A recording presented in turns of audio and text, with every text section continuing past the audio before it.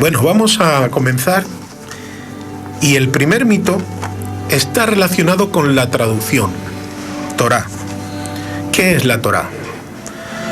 La Torá es la revelación que Dios le dio a Moisés acerca de cuál era la voluntad de Dios en los asuntos más importantes de la vida: matrimonio, familia, trabajo, descanso, finanzas, organización, fe. Todos esos asuntos que son tan importantes en nuestra vida, pues es una revelación acerca de cuál era la voluntad de Dios en todos estos asuntos importantes de la vida, y así se lo transmitiera, conforme Moisés lo recibió, debía de transmitirlo a su pueblo para que vivieran de acuerdo a esas instrucciones y directrices en su vida cotidiana. La Torá está recogida principalmente en los libros de Éxodo, Levítico, Números y Deuteronomio. Y aquí donde está el primer mito, el primer error que posiblemente se ha cometido en el cristianismo. La palabra Torá ha sido traducida en nuestras Biblias como ley. Esto le confiere un aspecto legalista y gravoso, algo que ata, algo que prohíbe. Sin embargo, esta no es la naturaleza de la Torá. Realmente la palabra Torá no significa ley. Torá significa instrucción, dirección, enseñanza. Eso es lo que significa la palabra Torá. Cuando nosotros traducimos como ley esa palabra, pues nos viene a la mente, nos viene a la cabeza la representación de una legislación, es decir, de una serie de leyes, de prohibiciones puestas por Dios, en las cuales si no las cumples hay un determinado castigo. Entonces es algo, pues como decía antes, algo legalista, algo gravoso, algo que ata y algo que prohíbe. Pero la Torá no tiene esa naturaleza. En realidad la palabra nos está explicando qué es. La palabra Torá significa enseñanza, significa dirección, significa instrucción. Cuando escuches la palabra Torá, más que venirte a la mente una legislación, lo que debe de venir a la mente es lo siguiente.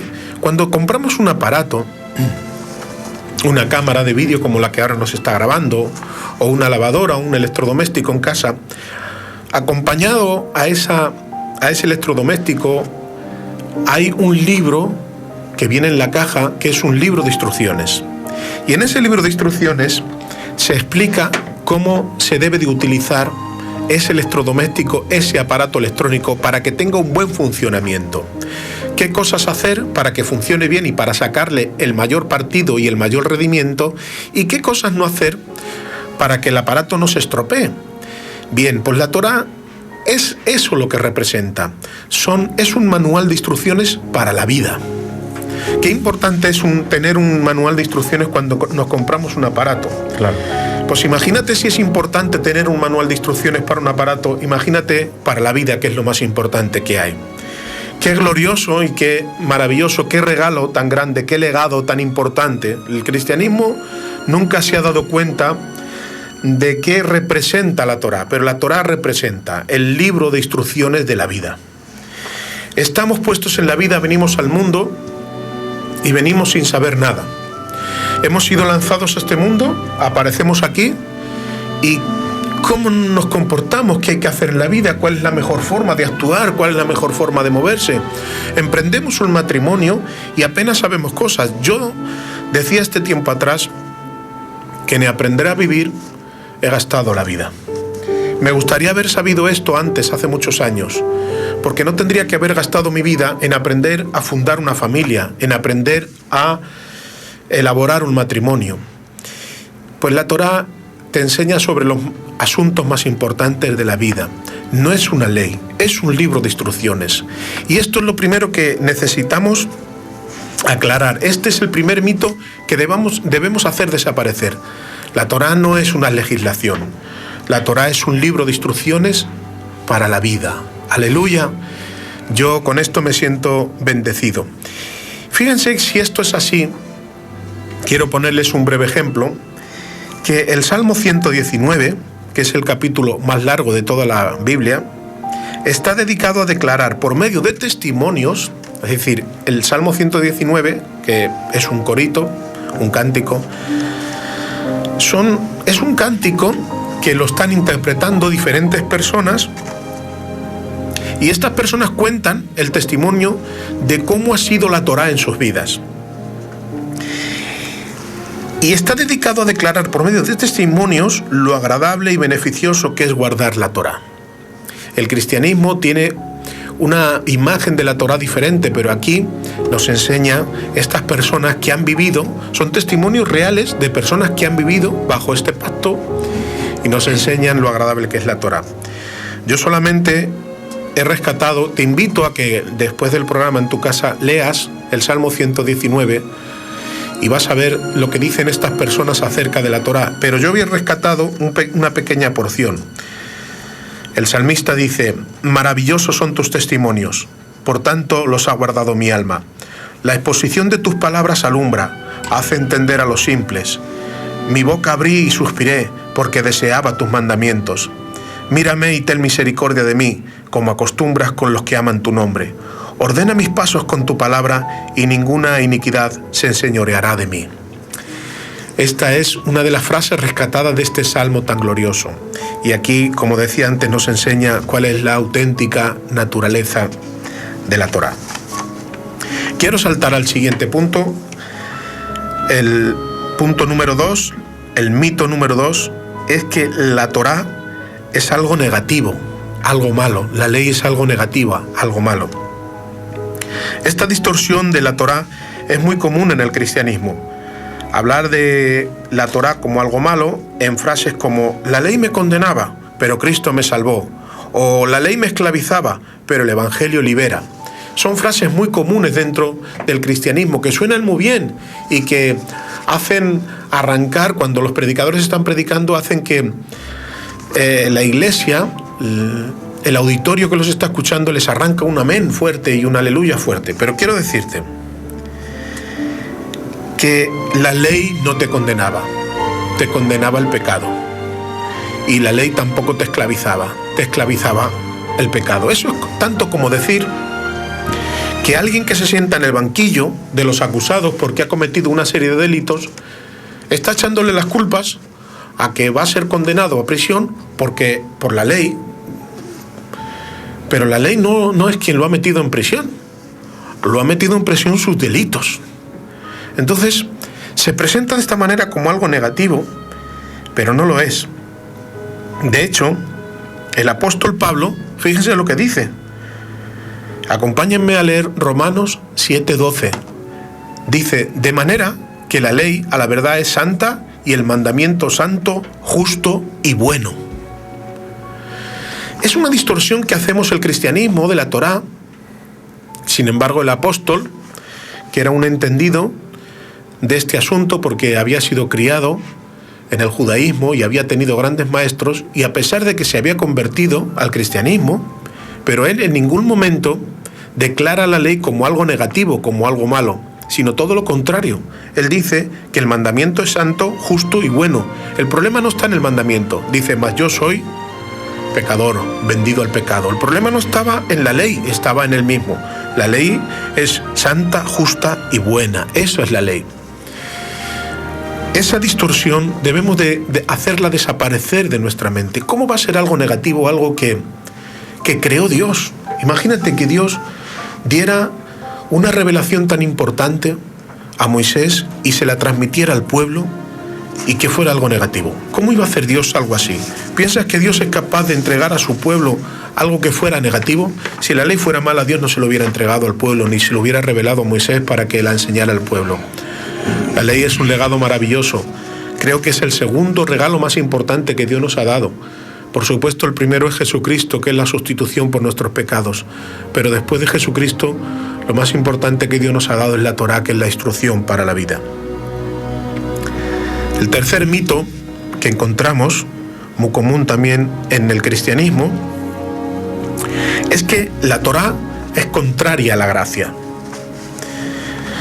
Y hablando de gracia, me hace gracia que en internet puedes encontrar multitud de documentos de este tipo. Tú pones, por ejemplo, ley versus gracia, y entonces ahí te aparecen un montón de páginas donde hay documentos que hacen este combate, que ponen a la ley enfrentándose a la gracia. Yo les traigo uno aquí, uno de tantos que pueda haber, que quiero leerles así por encima. Hay dos bloques, uno donde pone ley y otro donde pone gracia. Entonces empiezan. La ley trata con el comportamiento, la gracia trata con la persona. Bajo la ley Dios prohíbe y demanda, bajo la gracia Dios suplica y regala. La ley es un ministerio de condenación, la gracia es un ministerio de vida. La ley maldice, la gracia redime de esa maldición. La ley mata, la gracia da vida. Bajo la ley toda boca se cierra ante Dios, la gracia abre toda boca para alabar a Dios. La ley pone una gran separación y culpabilidad entre Dios y el hombre, la gracia reconcilia al hombre culpable delante de Dios. La ley dice ojo por ojo, diente por diente, la gracia dice levántate y no peques más. La ley dice aborrece a tu enemigo, la gracia dice amén a sus enemigos y bendigan a los que los maldicen. La ley dice haz esto o si no morirás, la gracia dice cree esto y vivirás. La ley condena al mejor de todos los hombres, la gracia justifica gratuitamente al peor de todos los hombres. La ley es un sistema de probación, la gracia es un sistema de favor. La ley apedrea al adúltero, la gracia dice ni yo te condeno, vete y no peques más. Bajo la ley las ovejas mueren por el pastor, bajo la gracia el pastor muere por las ovejas. Esto también suena muy bonito como lo anterior y parece maravilloso y arranca también al auditorio ese gran amén. Pero esto es falso, esto está basado en falsas suposiciones. Esto hace parecer que la ley y la gracia son incompatibles, que son como la luz y la oscuridad, que cuando una llega otra debe marcharse irremediablemente, o como la noche y un amanecer. Pero miren, escuchen lo que dice el apóstol Pablo. Miren, yo no voy a hablar aquí. Quiero que escuchen al apóstol, al gran coloso de la Biblia. Llámenle como quieran, el apóstol, el coloso, el gran rabino, como quieran. Miren cuál es su opinión. Romanos 3:31. Luego, ¿por la fe invalidamos la ley? En ninguna manera, sino que confirmamos la ley. El apóstol Pablo dice que la ley no solamente no está en contra de la gracia, es que la gracia confirma la ley. No hay una rivalidad entre ley y gracia. No existe esa posición, no existe tal combate, no se suben al ring. La ley y la gracia no es como un amanecer y un anochecer. ¿Qué va? Para nada. Son dos cosas compatibles que van de la mano. Son dos pactos divinos que Dios ha organizado, que Dios ha mandado, que Dios nos ha regalado. Los dos pactos nacen de un mismo origen. La ley nació de Dios y la gracia también. No están reñidos, no están en guerra, no son dos pactos que se combaten el uno al otro. Son dos pactos que cada uno tiene un objetivo, una misión. Son diferentes los objetivos y la misión de cada uno, pero no son incompatibles. Vuelvo a leer el versículo, Romanos 3:31. Luego, ¿por la fe invalidamos la ley? En ninguna manera, sino que confirmamos la ley. Así que, por más retórica que utilicemos con estos, no sé cómo llamar, estos escritos o esto que hacen y que escriben, hay un versículo que es aplastante y la Biblia dice: antes sea Dios veraz y todo hombre mentiroso. Por encima de lo que nosotros podamos decir está lo que dice la Biblia, y la Biblia dice que la fe no invalida la ley, sino que la confirma. El cuarto mito sobre la Torá, sobre la ley, es que primero vino la ley y como fracasó porque el hombre no podía cumplirla, entonces vino la gracia. Pero esto también es una falsedad o una mentira o un error. Yo no digo que esto se haga adrede, que estos errores se hagan adrede, pero da igual, cuando hay un error, es un error. No importa si se hace adrede o no, un error es un error y hay que subsanarlo, hay que aclararlo.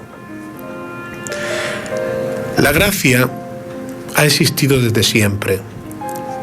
La ley no es anterior a la gracia para nada. De hecho, les voy a comentar un pasaje bíblico y les voy a poner en el contexto de este pasaje para que ustedes le entiendan.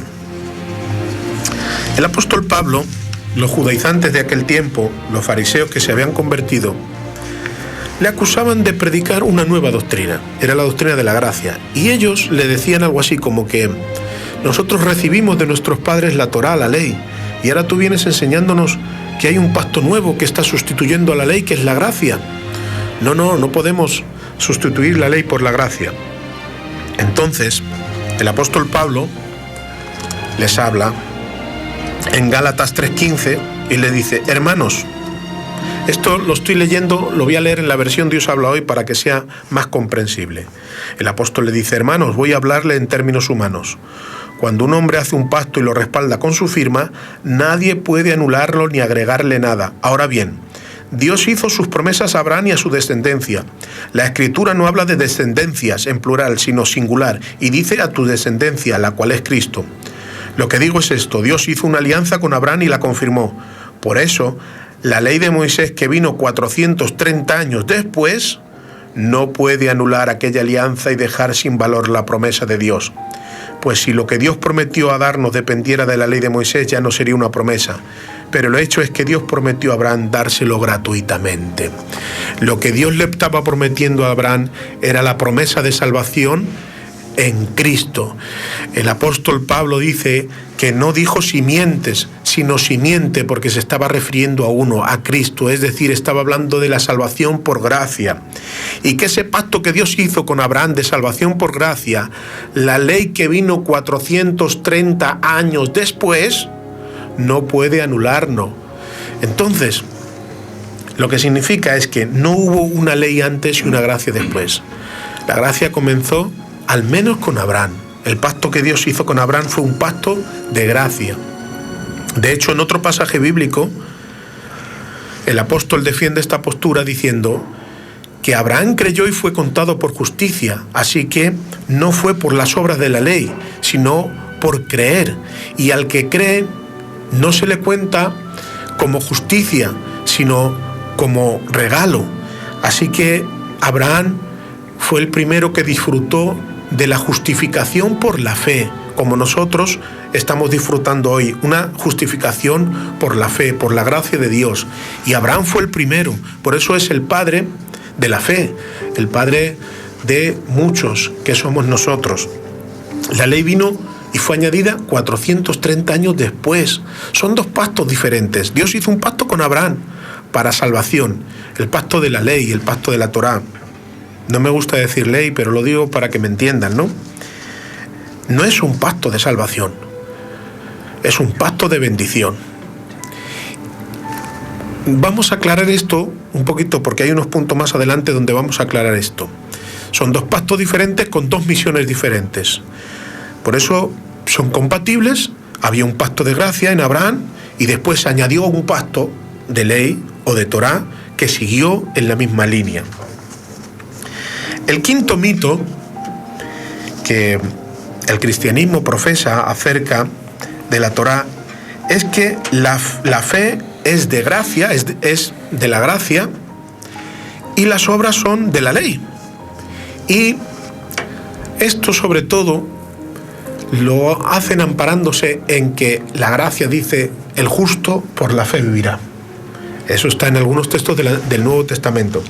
Pero adivinen, esos textos del Nuevo Testamento que dicen el justo por la fe vivirá, resulta que son citas del Antiguo Testamento. Sí. De hecho, el texto original está en Habacuc 2:4, uno de los profetas menores. Ustedes lo pueden comprobar. Habacuc 2:4 fue el primero que dijo: el justo por la fe vivirá.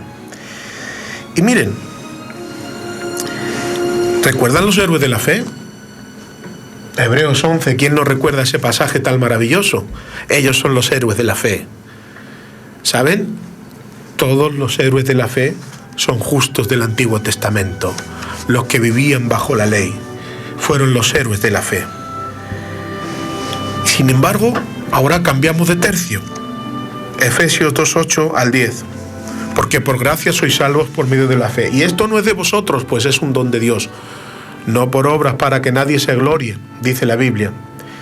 Pero dice también ese versículo que esas obras Dios las preparó de antemano para que nosotros que estamos por gracia en este lugar andemos en ellas. Así que ahora este versículo dice que las obras son de la gracia. Han sido preparadas de antemano para que los cristianos que disfrutamos de la gracia andemos en esas obras. No, queridos hermanos, es un error. La fe, las obras, la gracia, la ley, es todo lo mismo. Eso de creer que la fe es de la gracia y las obras son de la ley es un error. No es así, eso es un mito. La fe es de la gracia, pero también es de la ley.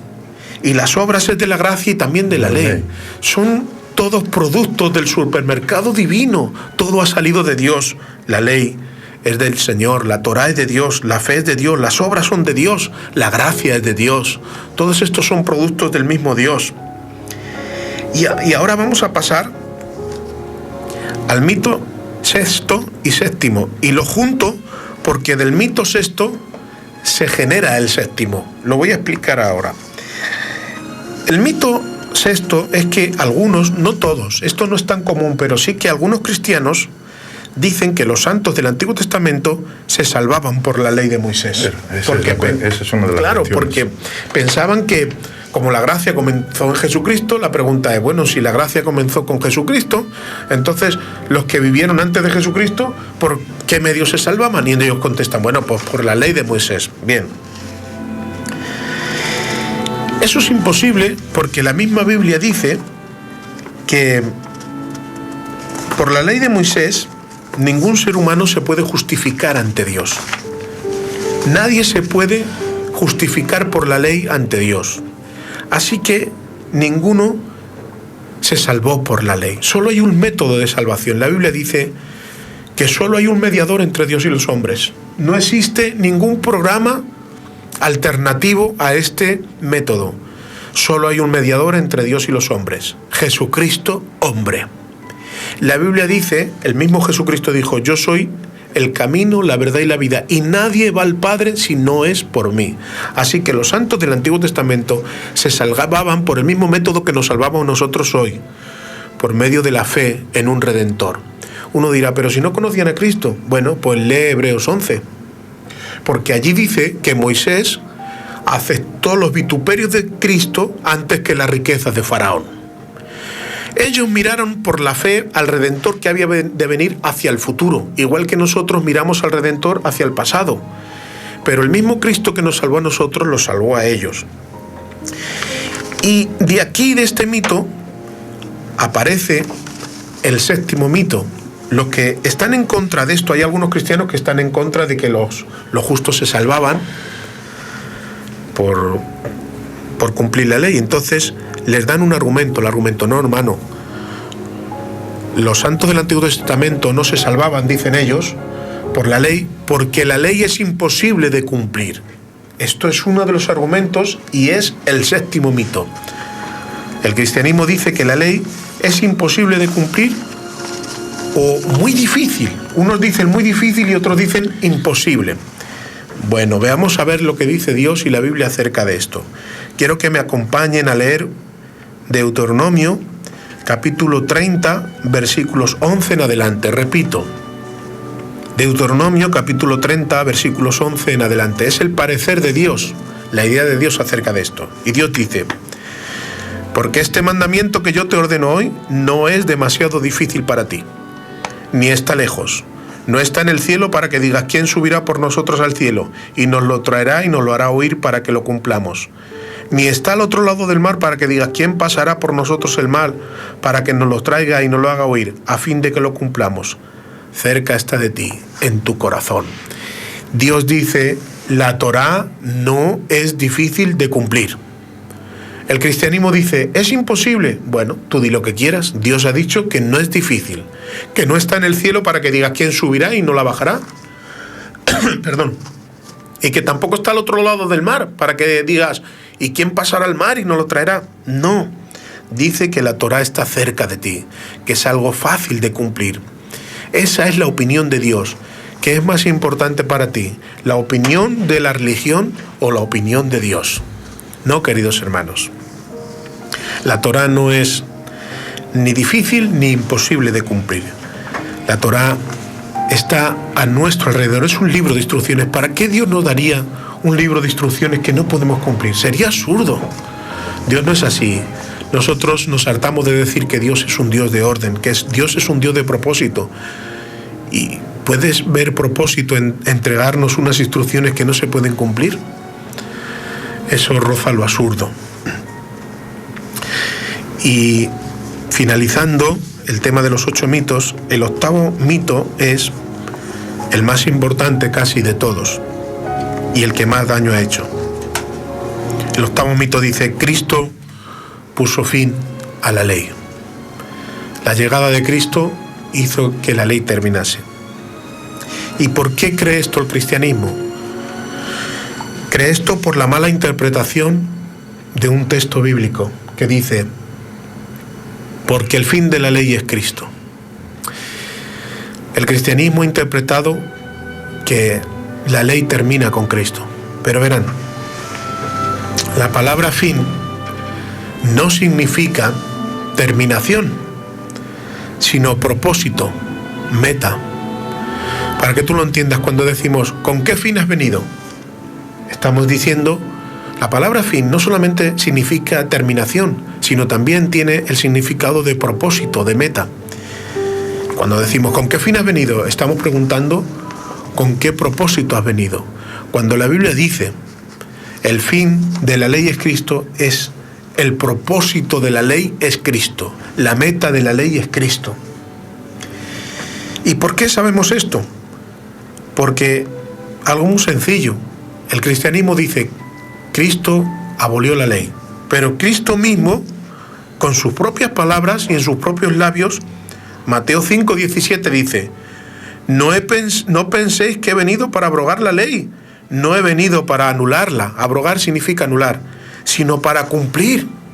Él mismo reitera y dice: no penséis que he venido para anular la ley. Yo no he venido a anular la ley ni a abrogarla, he venido a cumplir.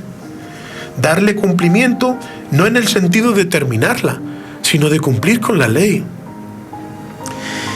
Y Mateo 5:18, que es el siguiente versículo, sentencia esto de una manera clarísima. Dice: porque de cierto os digo que hasta que pasen el cielo y la tierra, ni una jota ni una tilde de la ley pasará hasta que todo se haya cumplido. Ahora te pregunto, a los que dicen que la ley ya ha pasado, había un corito de Sevilla, sí, que decía: ya no estamos en la ley, ojo por ojo no, aquello ya pasó. Pues a los que dicen que ya ha pasado, les pregunto: ¿ha pasado el cielo? No. ¿Ha pasado la tierra? Tampoco.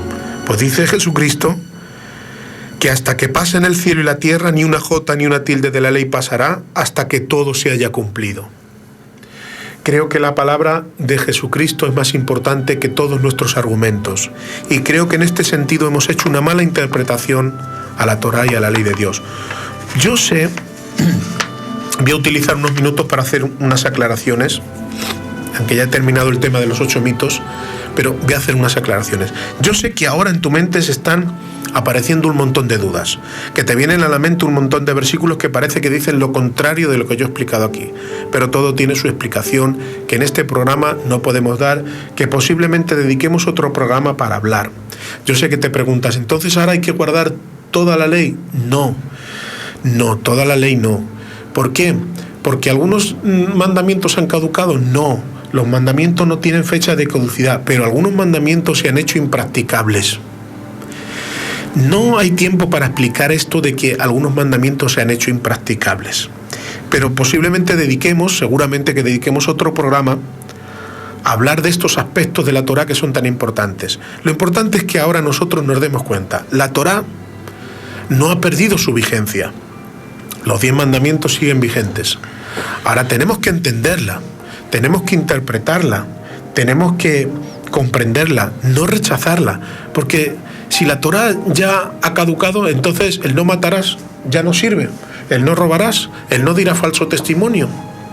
A mí lo que me hace mucha gracia es lo siguiente: una de las doctrinas que más creo que en estos últimos años, no sé cómo decir, ha sido exaltada y se está promocionando de una manera increíble, es la doctrina del diezmo. Y sin embargo el diezmo es una ley de la Torá. Es un mandamiento del Antiguo Testamento, de la Torá. No lo encontramos en el Nuevo Testamento ni una sola vez. Y esos mismos que dan tanto énfasis al diezmo dicen que la ley ya ha pasado. Es la incongruencia más grande que he escuchado en mi vida. Si la ley ya ha pasado, el diezmo también ha pasado. No podemos rescatar un solo mandamiento de la Torá y decir que todo lo demás ha pasado. No es así, queridos hermanos. Tenemos que ser consecuentes con lo que creemos y con lo que enseñamos y con lo que predicamos. Si practicamos el diezmo, no podemos rechazar otros aspectos de la ley. Y si lo rechazamos, debemos de dar razones para ello. Razones como que se han hecho impracticables. ¿Por qué se han hecho impracticables? Por ejemplo, yo voy a poner un ejemplo sencillo. Tardo 2 minutos y ya dejo que mis hermanos comenten. Por ejemplo, en Jesucristo ha sido cambiado el sacerdocio.